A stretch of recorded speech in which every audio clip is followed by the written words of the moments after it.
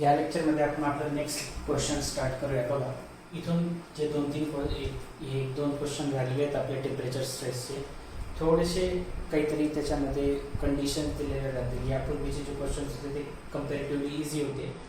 आता या ठिकाणी काहीतरी कंडिशन्स येतील, काहीतरी दिलेलं राहील तुम्हाला अशी एक टर्म की ज्याच्यामुळे काही ना काही चेंजेस नक्कीच होतील. व्यवस्थित लक्ष द्यायचं आहे. बघा क्वेश्चन काय सांगितलं आहे, a steel bar of 30 mm diameter is heated to 80 degree Celsius. चलो ठीक आहे, गिवन लिहून घेऊया. पहिले स्टील बार दिलेला आहे ज्याचा डायमीटर दिलेला आहे तुम्हाला 30 mm. त्याला आपण हीट केलं कुठपर्यंत, 80 डिग्री सेल्सिअस पर्यंत, and then clamp at its end.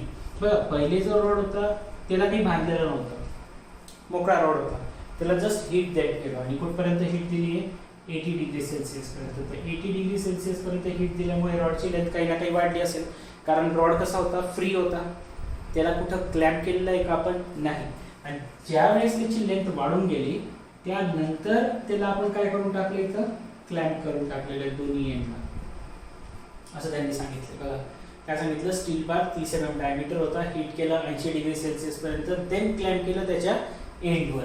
ठीक आहे, म्हणजे आता आपल्यासाठी original length of the rod किती आहे, इतकी है ना. ऍक्च्युली जर सुरुवातीची गोष्ट बघायचं म्हटलं तर लेंथ किती होती, इतकीच होती. त्यानंतर ही लेंथ काय झाली, नंतर वाढलेली लेंथ आहे, बरोबर आहे ना. त्याला डॉटेडच ठेवून घेतो मी, म्हणजे कन्फ्युज नाही होणार तुम्ही. ओरिजिनल रॉड किती होता, इतका. त्याला बांधलेलं होतं का, काहीच नाही. त्याला हीट देत गेलो, रॉडची लेंथ वाढत गेली. जसं टेम्परेचर 80 डिग्री सेल्सिअसवर पोहोचलं, दोन्ही रॉडच्या एंडवर क्लॅम्पिंग करून टाकलं, फिक्स करून टाकलं त्याला. आता तो कमी नाही होऊ शकत. पुढे काय सांगितलंय बघा, it is then allowed to cool down to 30 degree Celsius. मग या 80 डिग्री सेल्सिअस पासून या रॉडचं टेम्परेचर आपण थंड होऊ दिलंय, त्या रॉडला त्याचं टेम्परेचर कमी होऊ दिलंय कुठपर्यंत, 30 डिग्री सेल्सिअस पर्यंत. दोन टेम्परेचर दिले, तर T1 is equal to 80 degree Celsius, T2 equal to 30 degree Celsius. दोन टेम्परेचर दिलेले आहेत आपल्याला. During cooling only 1 mm contraction was allowed. बघा एक्सेप्शन काय सांगितलं, आतापर्यंत आपण असं बघत आलो होतो की दोन्ही एंड जर फिक्स आहे तर मग त्याचं काही आता एक्सटेन्शन किंवा कॉम्प्रेशन होणार नाही, एक्सटेन्शन किंवा कॉन्ट्रॅक्शन होणार नाही आहे. पण ही केस अशी की याच्यामध्ये अलाउ आहे कितीपर्यंत, 1 mm पर्यंतचं कॉन्ट्रॅक्शन अलाउड आहे.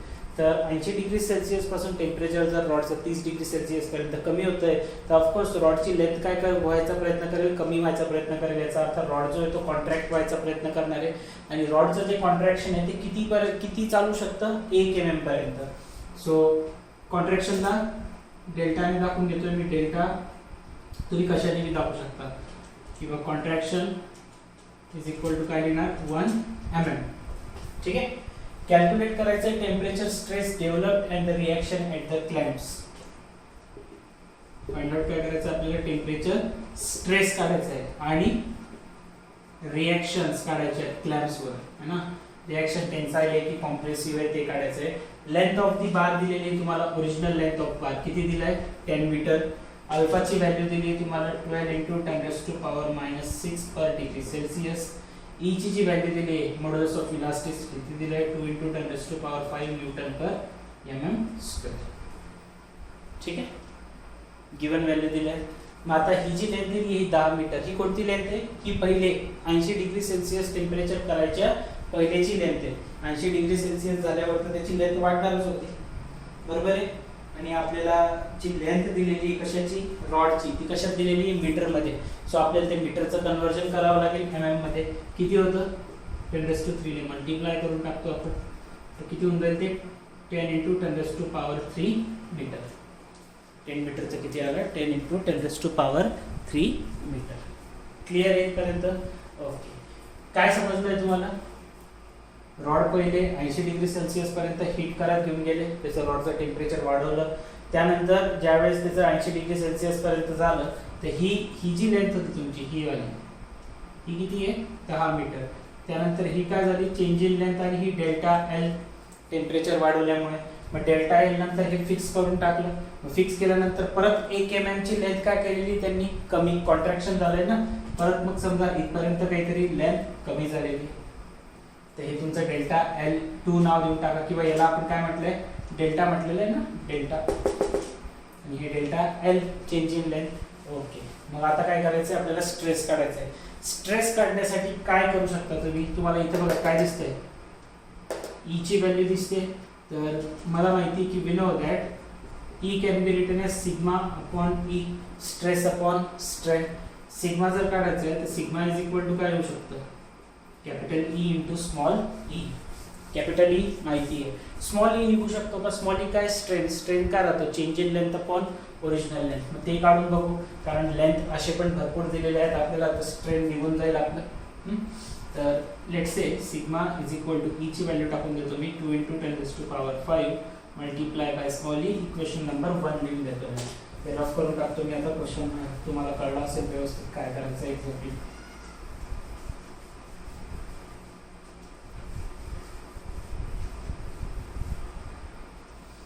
ओके, चला आता फाइंड आउट करूया आपण small E. So here strain small E is equal to काय होऊन जातं, change in length upon original length, delta L upon L, हाच फॉर्म्युला आहे. ठीक, तर चेंज इन लेंथ कसं काढलं जातं, तुम्हाला जर फॉर्म्युला आठवत असेल तर चेंज इन लेंथचा फॉर्म्युला तुम्ही लिहिला होता टेम्परेचर स्ट्रेस स्ट्रेनसाठी. टेम्परेचर स्ट्रेससाठी फॉर्म्युला माहिती होता आणि टेम्परेचर स्ट्रेनसाठी पण आपण फॉर्म्युला पाहिलेला आहे. तर चेंज इन लेंथसाठी फॉर्म्युला काय होता, L into alpha into T. L into, लक्षात आहे ना, delta L is equal to formula काय होता, L into alpha into T divide by L, असाच फॉर्म्युला आहे. म्हणून तर आपण strain is equal to alpha into T लिहायचो. पण यामध्ये चेंज काय बघा आता, की L into alpha into T ही जी चेंज इन लेंथ आहे ही कोणती आहे, ही जी झालेली ना टेम्परेचर वाढल्यामुळे चेंज इन लेंथ इन्क्रीज, ती लेंथ आहे. पण त्यानंतर ज्यावेळेस टेम्परेचर कमी झालं त्यावेळेस 1 mm चं कॉन्ट्रॅक्शन तिथं झालंय, म्हणजे ओरिजिनल रॉडचा शेवटी लेंथ किती आहे, इथून इथपर्यंतची. टेम्परेचर वाढल्यावर इतकी झाली, ओरिजिनल इतकीच होती, टेम्परेचर 80°C पर्यंत नेणार, इतकी झाली लेंथ. त्याच्यानंतर परत 1 mm चं कॉन्ट्रॅक्शन झालं त्यावेळेस 30°C वर आलेले. तर मायनस काय करेल मी याच्यामधून, डेल्टा, पूर्ण जेवढी लेंथ वाढली होती ज्याच्यावर तुम्ही क्लॅम्प टाकले तिथून 1 mm चं कॉन्ट्रॅक्शन. ओके, चला मग आता याला डिवाइड करून टाकू. एल ची व्हॅल्यू लेंथ किती सांगितली आहे 10, अल्फाची व्हॅल्यू किती सांगितली तुम्हाला 12 × 10⁻⁻6 मल्टिप्लाय बाय टी. टी काय राहतं, टेम्परेचर.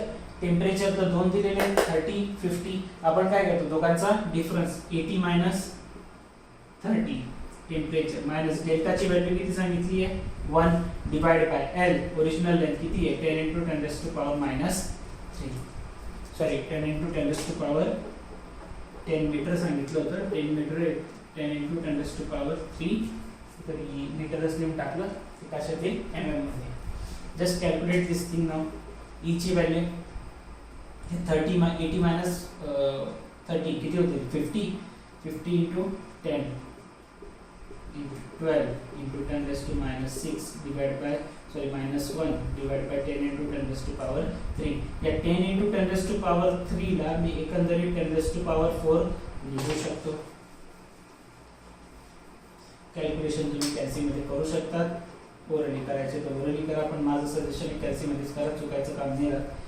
12 × 50 12 म्हणजे 60, 600 होईल, ते 600 गुणिले 10 6000, त्याला देऊ शकतो मी 6 × 10⁻³ ठीक आहे.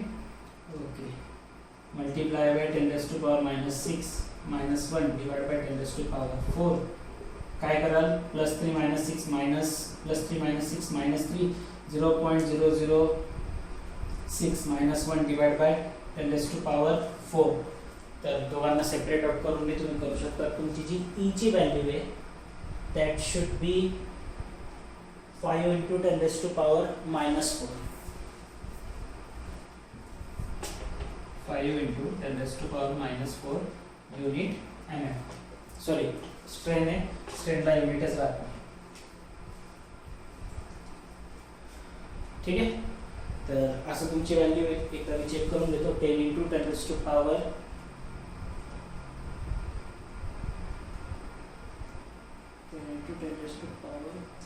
अच्छा एक मिनिट एक आपलं हे सुटून गेलं. 10 × 10⁻³ होतं ना लेंथची व्हॅल्यू, आपण खाली तर 10⁻³ घेतलं पण वरती द्यायचं सोडून दिलं, तर ॲक्च्युली व्हॅल्यू काय आली असती 10 × 10⁻³ लेंथची व्हॅल्यू. खाली बघा मी 10 into 10 raised to power 3 घेतलं, पण वरती घेताना मी चुकून गेलो. तर 50 into 10 raised to power 4 करून टाकू याला. 10 into 10 raised to power 3, 10 raised to power 4, 50 into 10 raised to power 4, 10 raised to power 3. Okay, बरं म्हणजे 60, 600 हे झालं असतं 500, हां 600, 600 हे 2 0, ते 2 0 आणि हे 4 हे झाले असते बरोबर 6 प्लस 6 मायनस 6 कॅन्सल, 6 मायनस 1 5, 5 आणि हे वरती करेक्ट. चलो येऊ गेलं. 5 into 10 raised to power minus 4. हे काय भेटलं तुम्हाला? स्ट्रेसची व्हॅल्यू. इथून काय काढू शकता तुम्ही? स्ट्रेसची व्हॅल्यू काढू शकता ना आपण इक्वेशन नंबर 1 मध्ये पुट करून. मग इक्वेशन 1 मध्ये ही व्हॅल्यू पुट करूया. इकडची साइड आता रफ करून देतो मी. याचं काम ऑलमोस्ट झालेलं आहे आपलं. इथून आपल्याला डायरेक्टली सिग्माची व्हॅल्यू भेटून दिली आणि सोल्युशन घालून.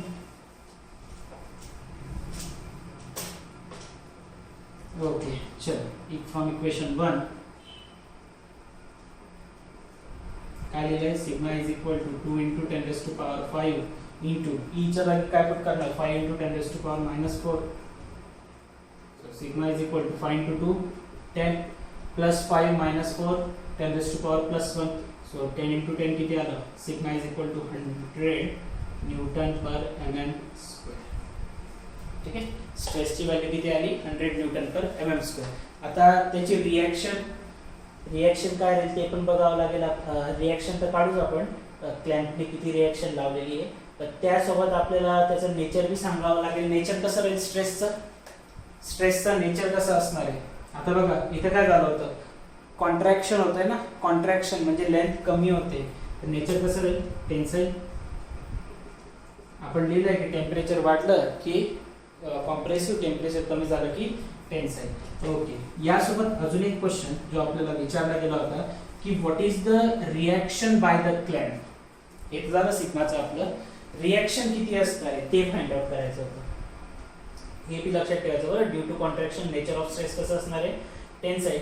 आणि जर रिॲक्शन काढायचं, रिॲक्शन म्हणजे काय करायचं राहतो? एक प्रकारे आपल्याला फोर्सच काढायचा राहतो. तो फोर्स इज इक्वल टू काय लिहू शकतो तुम्ही? Stress into area. ठीक आहे, तर एरिया कशाचा घ्यावा लागतो? तर एरिया आपल्याला रॉडचा घ्यावा लागेल, कारण की क्लॅम्पिंग जेवढं रॉडवर झालेलं आहे तेच कन्सिडर करणार.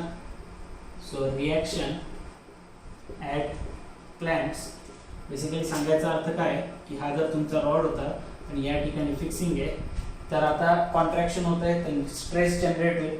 स्ट्रेस किती जनरेट होतोय? जेवढा रॉडवर स्ट्रेस जनरेट होतो तेवढाच क्लॅम्पवर बी होतं. रिॲक्शन माहिती आहे ना, कॉम्प्रेशन म्हणजे काय होतंय की हा जो स्ट्रेस आहे तो कुठे लागतोय? मध्ये.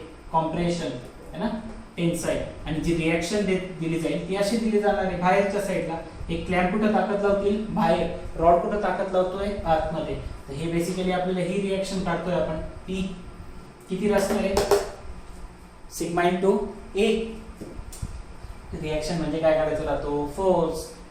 आणि इथं दोन्ही ठिकाणी ऍक्ट होणारा जो स्ट्रेस राहतो मध्ये आणि बाहेर तो सारखाच राहतो.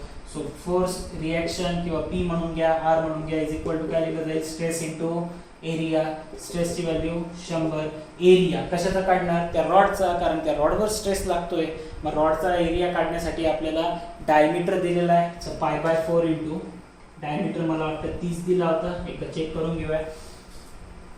डायमीटर किती दिला आहे? कुठं गेलं ते? हां 30 दिलेलं आहे. π/4 इंटू 30 स्क्वेअर झालं. That's it.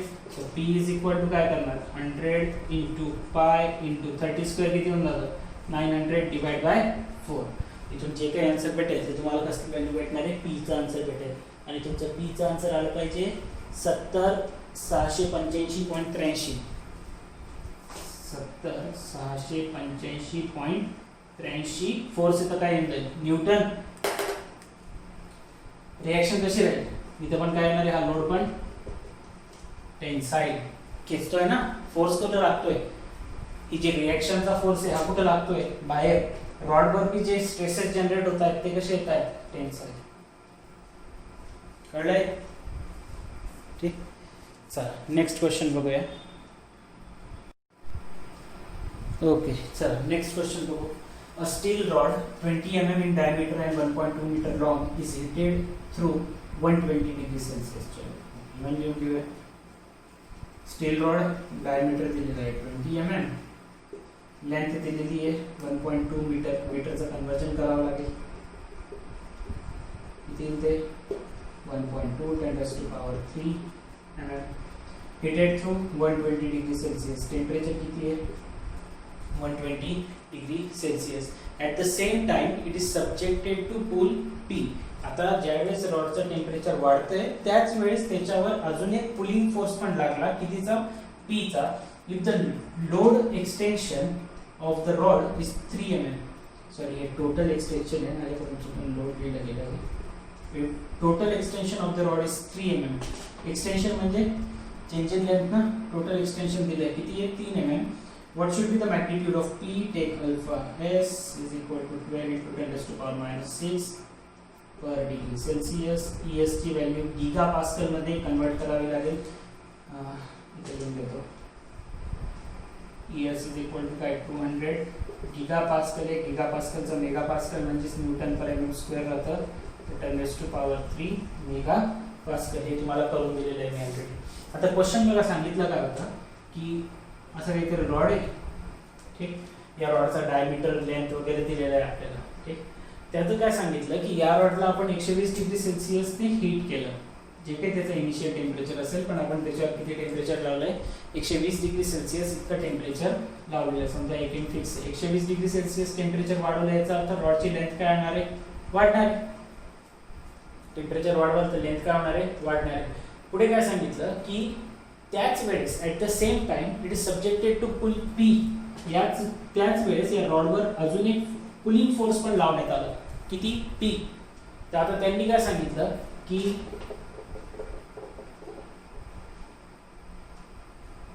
समजा इतकी लेंथ वाढली तुमची टेम्परेचरमुळे आणि त्याच वेळेस हा जो पुलिंग फोर्स लावण्यात आला या पुलिंग फोर्समुळे परत इतकी लेंथ वाढून गेली ठीक. 2 लेंथ वाढल्या तर हे total elongation of the rod जे झालंय हे किती झालंय 3 mm झालंय.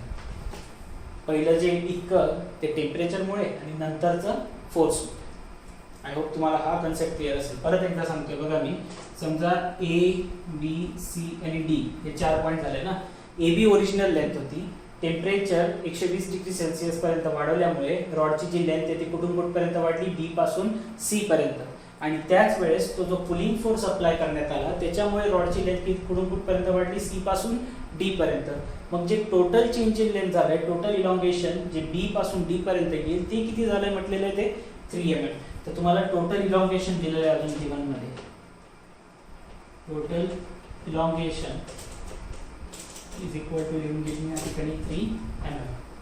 ही सगळी व्हॅल्यू गिवन आहे. आपल्याला फाइंड आउट करायचं आहे की what should be the magnitude of P. या P ची व्हॅल्यू काय होती. Find out the value of P ठीक आहे.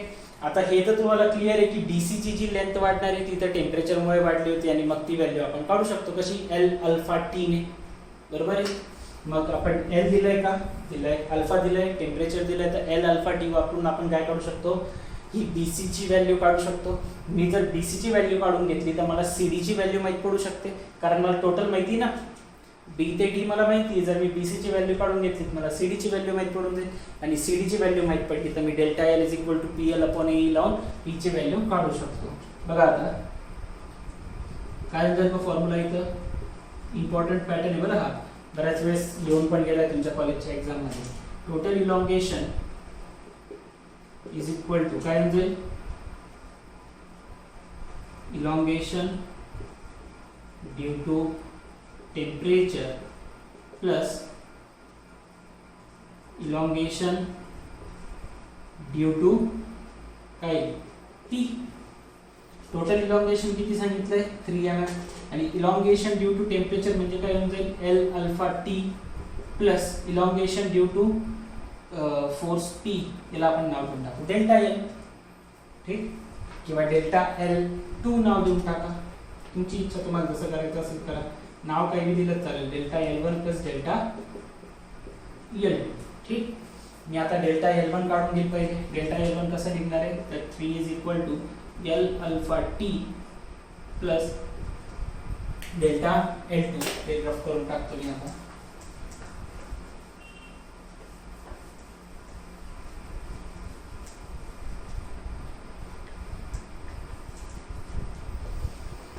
So delta L1 is equal to काय आपलं L alpha T. L alpha T, L ची व्हॅल्यू किती आहे 1.2 10 रेज टू पॉवर 3, अल्फाची व्हॅल्यू किती आहे 12 into 10 raise to power 6 multiply by temperature किती आहे, टेम्परेचर पुढे गेलं 120.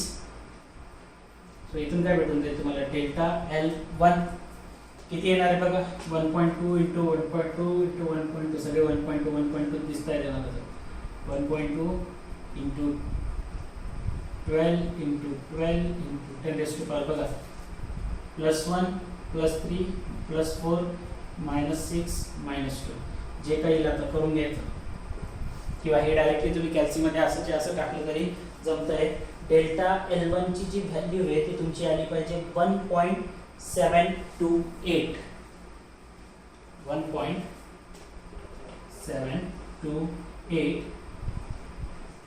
mm. ही काय भेटली तुम्हाला डेल्टा L1 ची व्हॅल्यू पुट करू शकतो आपण इथं. we know that 3 is equal to 1.728 plus delta L2. Therefore delta L2 is equal to काय म्हणते हे प्लस 1.728 इकडे त्यांना काय होणार आहे मायनस. सो 3 minus 1.278 म्हणजे and here after that delta L2 is equal to या दोघांचं सबट्रॅक्शन जी काय व्हॅल्यू भेटेल तुम्हाला ती कसली भेटणार आहे डेल्टा L2 ची. तर डेल्टा L2 ची व्हॅल्यू येते 1.272 कशामध्ये येणार आहे mm. विचारलं काय आपल्याला की हा P फोर्स किती होता आणि आपल्याला इथं काय माहित पडलं डेल्टा L2 की ह्या P फोर्स लावल्यामुळे जी लेंथ होती ती कितीने चेंज झाली आहे 1.272 mm इतकी लेंथ कोणामुळे चेंज झाली या P फोर्समुळे. मग मी आता delta L is equal to PL upon E लावू शकतो. बघा मला टोटल इलॉंगेशन दिलं होतं त्यामधनं मी पहिला BC ची व्हॅल्यू काढून घेतली L अल्फा T ने कारण ते टेम्परेचरमुळे वाढली होती. मग त्याच्यामधनं टोटलमधनं ही टेम्परेचरची लेंथ मायनस करून मी फोर्समुळे जी चेंज झालेली लेंथ ती काढली. तर डेल्टा L2 इक्वल टू काय लावू शकता तुम्ही PL upon AE. Delta L ची व्हॅल्यू माहिती आहे, P ची व्हॅल्यू काढायची आहे, length total length area Young's modulus या सगळ्या व्हॅल्यूज आपल्याला दिलेल्या होत्या ज्या की मी मिटून टाकलेल्या आहेत त्यामुळे तुम्हाला परत बघावे लागतील. डेल्टा L2 च्या जागी काय येणार 1.272 is equal to P into length किती सांगितली होती तुम्हाला original length of the rod दिली तुम्हाला 1.2 मीटर. 1.2 मीटरच्या जागी काय पुट करणार 1200 है ना 1.2 मीटर ही तर लिहिलं बघा ओरिजिनल लेंथ 1.2 मीटर म्हणजे 1.2 into 10 raised to power 3. Area त्याच्यासाठी डायमीटर लागतोय π/4 इंटू डायमीटर किती दिला होता 20 π/4 d² आपण फॉर्म्युला लिहितो. यंग आणि मॉड्युलस ऑफ इलास्टिसिटीची व्हॅल्यू 200 गीगापास्कल दिलं होतं ना वाटतं. तर काय करणार 200 into 10 raised to power 3. एक मिनिट मी चेक करून घेतो गीगापास्कलच दिलंय का. ओके गीगापास्कलच दिलं होतं बरोबर आहे. तर आता काय झालं जस्ट कॅल्क्युलेट दिस व्हॅल्यू की पूर्ण डिनॉमिनेटर इकडे येताना काय म्हणतोय इकडे डिवाइडला आहे P सोबत इकडे येताना मल्टिप्लाय. तर काय होणार आहे P into 1.2 into 10 raised to power 3 is equal to 1.272 multiply by π/4 into 20 चा स्क्वेअर किती होऊन जातो 400 multiply by this value 200 into 10 raised to power 3. 1.2 into 10 raised to power 3 इकडे येताना काय होऊन जाईल divide 1.272 into π/4 into 400 into 200 into 10 raised to power 3 divided by 1.2 into 10 raised to power 3. 10 raised to power 3 10 raised to power 3 cancel. जी काय value भेटली त्याचं इथे तुम्हाला लोड भेटून जाईल युनिट येऊन जाईल त्याचा न्यूटन. 1.272 into π/4 into ते पाहिजे तर हा 4 आणि हे 400 कट करून इथे 100 लिहू शकता. तुमची इच्छा कसं पण कॅल्क्युलेट करा. कॅल्सी हाय तुमच्याकडे P ची व्हॅल्यू आली पाहिजे तुमची 66.666 किलो न्यूटन मध्ये दिली होती तर 66.66 into 10 raised to power 3 Newton हे तुमचा आन्सर येईल. ठीक आहे. हा कन्सेप्ट व्यवस्थित एक दोनदा व्यवस्थित ऑब्झर्व करा त्यानंतरच तुम्हाला व्यवस्थित कळेल की change in length he original दिलेली होती त्यामधनं आपण थोडीशी जी टेम्परेचरमुळे लेंथ चेंज झालेली ती कमी केली. का कमी केली? कारण की त्यांनी आपल्याला विचारलं होतं की फोर्स किती आहे, फोर्स किती लावला तुम्ही. मग किती फोर्स लावला तर आपल्याला पहिले त्यापूर्वी माहीत पडलं की आपण त्या फोर्समुळे किती लेंथ चेंज झाली हे पहिले आपण फाइंड आउट केलं. मग त्या फोर्समुळे लेंथ जी चेंज होऊन राहिली होती ती किती होती 1.272 आणि मग तोच तितकाच फोर्स लागला होता. मग तो फोर्स काढण्यासाठी आपण डेल्टा L2 चीच व्हॅल्यू पुट केली है ना. डेल्टा L2 इतकी लेंथ चेंज करण्यासाठी जो फोर्स लागला ती व्हॅल्यू आपण या ठिकाणी पुट केलेली आहे. ठीक आहे. चला मग या ठिकाणी तुमचे हे सगळे क्वेश्चन संपलेले आहेत. आता आपण नेक्स्ट लेक्चरला कंपोजिट सेक्शन कंपोजिट बारचे क्वेश्चन स्टार्ट करू टेम्परेचर स्ट्रेसेससाठी.